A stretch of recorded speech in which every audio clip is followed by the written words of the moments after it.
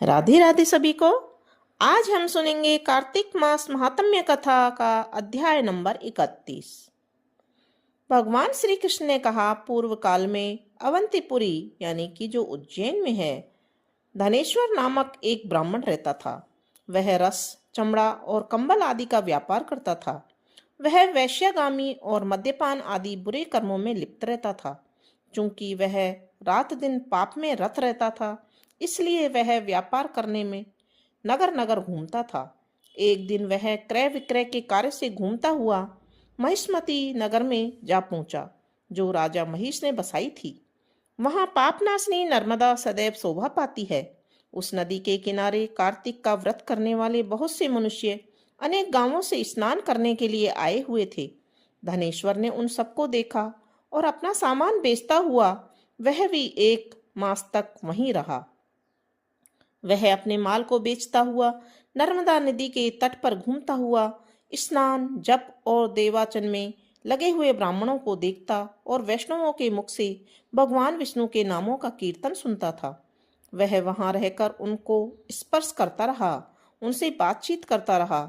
वह कार्तिक के व्रत की उद्यापन विधि तथा जागरण भी देखता रहा। उसने पूर्णिमा के व्रत को भी देखा। उसकी व्रती ब्राह्मणों तथा गौओं को भोजन करा रहे हैं, उनको दक्षिणा आदि भी दे रहे हैं। उसने नित्य प्रति भगवान शंकर की प्रसन्नता के लिए होती दीपमाला भी देखी। त्रिपुर नामक राक्षस के 3 पुरों को भगवान शिव ने इसी तिथि को जलाया था, इसलिए शिवजी के भक्त इस तिथि को दीप उत्सव मनाते हैं। जो मनुष्य मुझ में और शिवजी में भेद करता है, उसकी समस्त क्रियाएं निष्फल हो जाती हैं। इस प्रकार नर्मदा तट पर रहते हुए जब उसको 1 माह व्यतीत हो गया, तो एक दिन अचानक उसे किसी काले नाग ने, सांप ने डस लिया। इससे विहल होकर वह भूमि पर गिर पड़ा।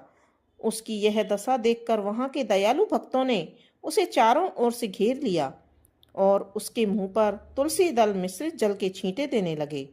जब उसके प्राण निकल गए, तब यमदूतों ने आकर उसे बांध लिया और कोड़े बरसाते हुए उसे यमपुरी ले गए। उसे देखकर चित्रगुप्त ने यमराज से कहा, इसने बाल्यावस्था से लेकर आज तक केवल बुरे कार्य ही किए हैं। इसके जीवन में तो पुण्य का लेश मात्र भी दृष्टिगोचर नहीं होता। यदि मैं पूरे 1 वर्ष तक भी आपको सुनाता रहूं, तो भी इसके पापों की सूची समाप्त नहीं होगी। यह महापापी है, इसलिए इसको 1 कल्प तक घोर नरक में डालना चाहिए।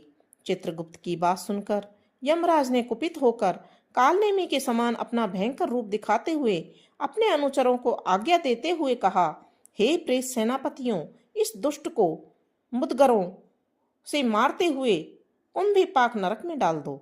सेनापतियों ने मुगदरों से उसका सिर फोड़ते हुए कुंभीपाक नरक में ले जाकर खोलते हुए तेल की कढ़ाई में डाल दिया। प्रेत सेनापतियों ने जैसे ही तेल के कढ़ाई में डाला, वैसे ही वहां का कुंड शीतल हो गया। ठीक उसी प्रकार जिस प्रकार पूर्व काल में प्रहलाद जी को डालने से दैत्यों की जलाई हुई आग ठंडी हो गई थी। यह विचित्र घटना देखकर प्रेत सेनापति यमराज के पास गए और उनसे सारा वृत्तांत कहा। सारी बात सुनकर यमराज भी आश्चर्यचकित हो गए और इस विषय में पूछताछ करने लगे। उसी समय नारद जी वहां आए। यमराज से कहने लगे, सूर्य नंदन, यह ब्राह्मण नरकों का उपभोग करने योग्य नहीं है। जो मनुष्य पुण्य कर्म करने वाले लोगों का दर्शन, स्पर्श और उनके साथ वार्तालाप करता है, वह उनके पुण्य का 6वां अंश प्राप्त कर लेता है। यह धनेश्वर तो 1 मास तक श्री हरि के कार्तिक व्रत का अनुष्ठान करने वाले असंख्य मनुष्यों के संपर्क में रहा है, अतः यह उन सबके पुण्यांश का भागी हुआ है।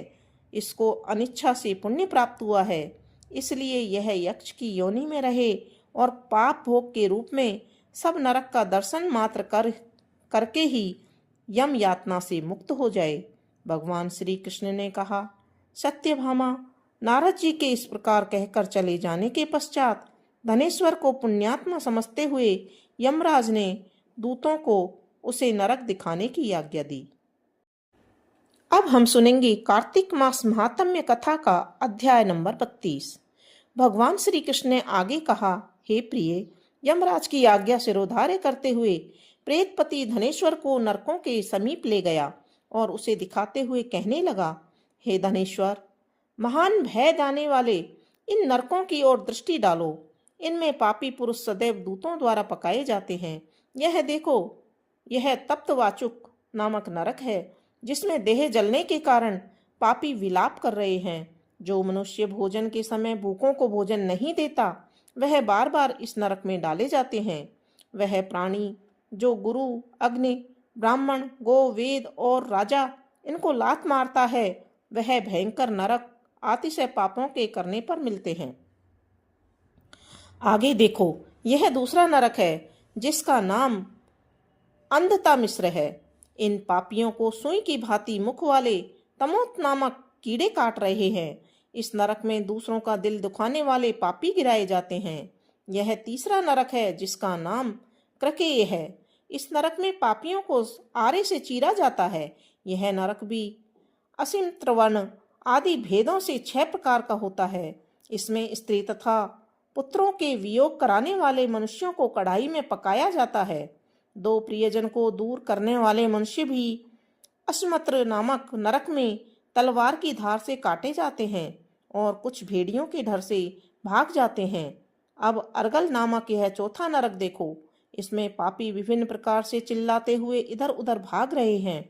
यह नरक भी वध आदि भेदों से 6 प्रकार का है। अब तुम यह 5वीं नरक देखो, जिसका नाम कूटसाल्मिकी है। इसमें अंगारों की तरह कष्ट देने वाले बड़े बड़े कांटे लगे हैं। यह नरक भी यातना आदि भेदों से 6 प्रकार का है। इस नरक में पर स्त्री गमन करने वाले मनुष्य डाले जाते हैं। अब तुम यह 6ठा नरक देखो।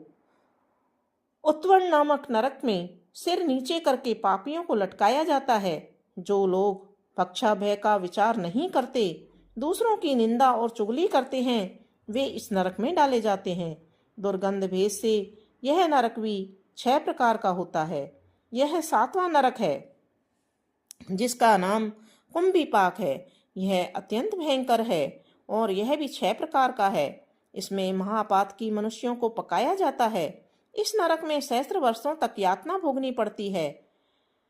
यही रौरव नरक है। जो पाप इच्छा रहित किए जाते हैं, वह सूखे, और पाप इच्छा पूर्वक किए जाते हैं, वह पाप आर्द्र कहलाते हैं। इस प्रकार शुष्क और आर्द्र भेदों से यह पाप 2 प्रकार के होते हैं।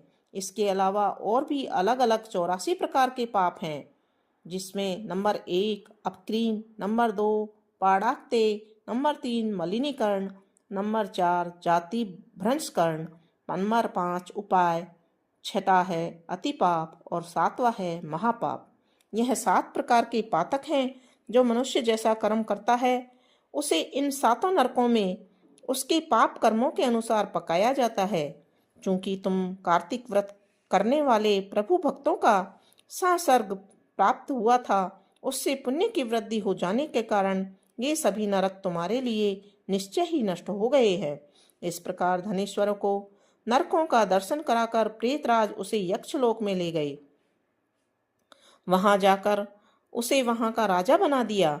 वही कुबेर का अनुचर धनक्षय के नाम से प्रसिद्ध हुआ। बाद में महर्षि विश्वामित्र ने उसके नाम पर तीर्थ बनाया था। कार्तिक मास का व्रत महाफल देने वाला है। इसके समतुल्य अन्य कोई दूसरा पुण्य कर्म नहीं है।